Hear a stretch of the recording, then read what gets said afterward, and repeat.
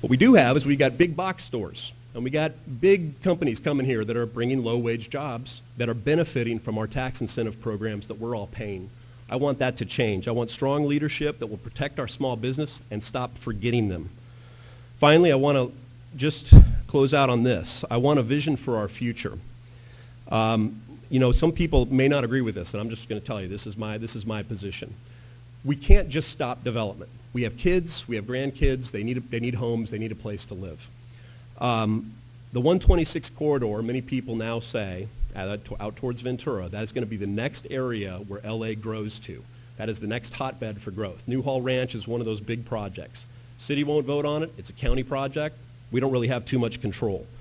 But what we can do is we can set Santa Clarita up to benefit from that in a way that sets us up so we're successful and a beautiful place to come for employers and tourist dollars from those homes. And let me tell you what I think that should be.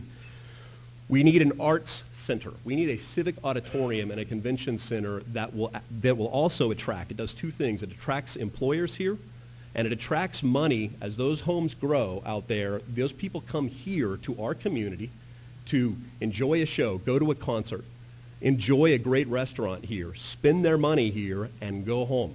That brings us tourism dollars that fills our hotels and the other things that we're talking about we want to build. That is the money that funds our coffers without doing it with a lot of density.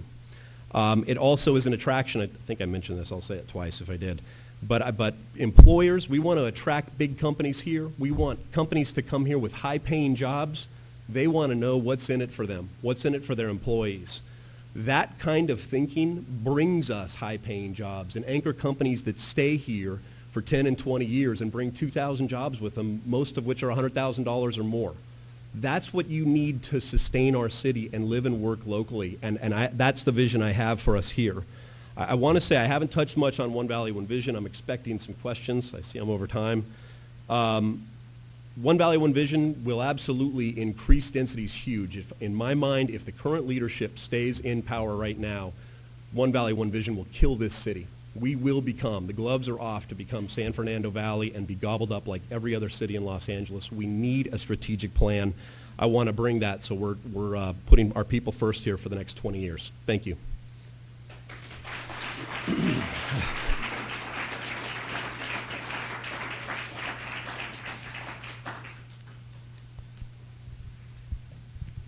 First one.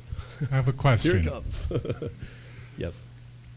Recently, you addressed the city council saying that a city councilman, an incumbent running for a re-election, was going to, he told you that essentially they had been doing, whoever they are, had been doing opposition research for a year on you, and you had better be prepared because it's coming at you. Right. Now, the Signal wrote an article that was pretty washed out. I happened to catch your 3 minutes in front of the city council, and it was very strong. Could you maybe talk a little bit about that? That's the first question, huh? Yeah, it just goes downhill from here. Yes, I will say that the Signal did, I think, soft pedal that quite a bit and did not cite some of the sources that I had given for that conversation. Frankly, I'll be very honest. I am kind of disgusted by what took place. It's Councilman Ferry here, who's here tonight. I just personally feel like I'm coming at this campaign with ideas.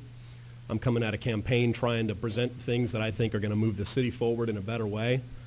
And I don't ever want to feel like I've got to draw my kids and wife into some kind of smear campaign that's coming. And I've had to do that. I've had to sit down and talk with both of them.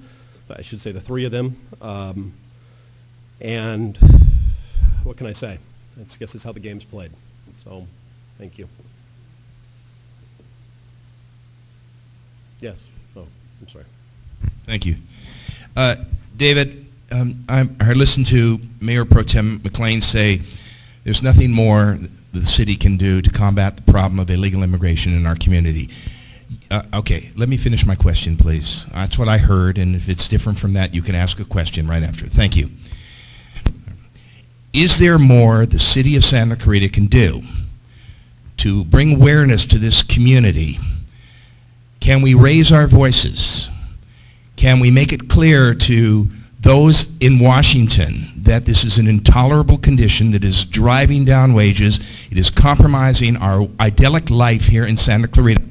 What can you do as a member of the city council to resolve this issue on illegal immigration in the city of Santa Clarita? Is there more than we can do? Thank you. Okay, that one's easier. The answer is I don't know. I personally feel like the immigration issue, I will tell you, I am very concerned about it. This whole issue, when it started, from remarks from a sitting councilman now, I absolutely supported his comments.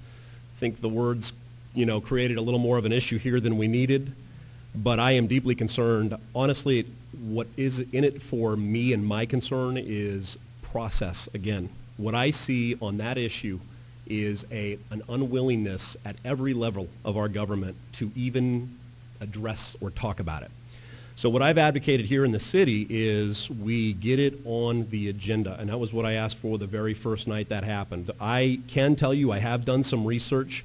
There is case law where attorneys have gone out and actually put on the books, so it's been appealed and stood, which means it becomes case law, where cities can enact stronger enforcement than what we're currently doing in this city. I definitely support E-Verify, and I want to hear ideas from people. I mean, there are people out there that had some sickening stories. If you heard that council meeting, some of the people that got up and spoke had some really concerning stories, and I think they deserve to be heard. If people come forward and they want our city to discuss this, then create a study session and do it.